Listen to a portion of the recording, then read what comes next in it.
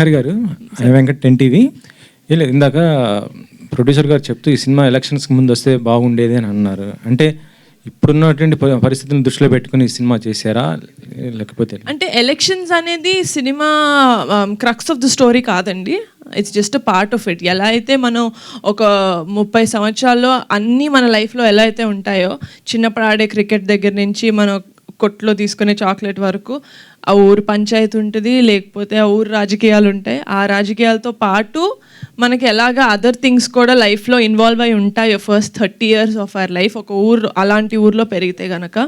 So అలాంటి aspects ఉన్నాయి, కానీ ఇట్స్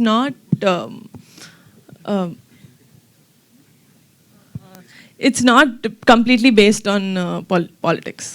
అంటే ఇటీవల చూసాం మనం మంజువాల్ బాయ్స్ కానీ లేకపోతే మేము ఫేమస్ ఇలాంటివి వచ్చిన కాన్సెప్ట్స్ వచ్చినాయి ఆల్రెడీ. అంటే ఇలా ఉన్నట్టు స్టోరీస్ కదా, వాటితో కంపేర్ చేస్తే ఇదే ఉంటుంది.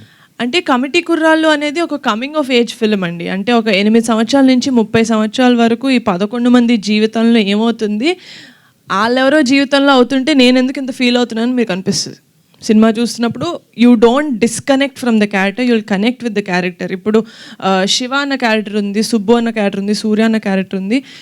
ఈయనకి సుబ్బు హీరోలాగా కనిపించవచ్చు, సో ఎండ్ వరకు ఆయన సుబ్బుతో కనెక్ట్ అవుతారు. మీకు శివ అనిపించవచ్చు, మీకు సూర్య అనిపించవచ్చు. సో అలాగా ఒక అమ్మాయిలాగా నేనే ఒక బాయ్ క్యారెక్టర్ ఒక 2-3 క్యారెక్టర్స్ కనెక్ట్ అయ్యి నా ఫ్రెండ్స్ గ్రూప్లో this is how I am అనిపించింది. కాబట్టి I think the connectivity is very much there ఈ సినిమాలో.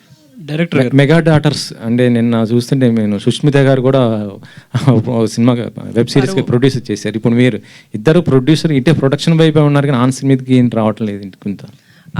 ఒకటి తమిళ సినిమా ఆల్రెడీ ఇంకొక సాంగ్ బ్యాలెన్స్ ఉందండి, అది చేస్తే సినిమా రిలీజ్ అవుతుంది. వాట్ ద ఫిష్ పోస్టర్ మొన్నే నా బర్త్డేకి రిలీజ్ అయింది. అంతా ఇన్ ప్రొడక్షన్ ఉన్నాయి. యా, ఇంకో క్వశ్చన్ మేడం, అంటే ఇటీవల సోషల్ మీడియాలో బాగా హల్చల్ చేస్తున్న ఒక విషయం ఏంటంటే, అది మెగా ఫ్యామిలీలో ఒక హీరో అల్లు అర్జున్ గారిని అన్ఫాలో అయ్యారు. అంటే యాక్చువల్లీ మీరు అందరూ కలిసే ఉంటారు, మెగా ఫ్యామిలీ ఇటు అల్లు అర్జున్ గారు కలిసి ఎప్పుడు ఉండేది.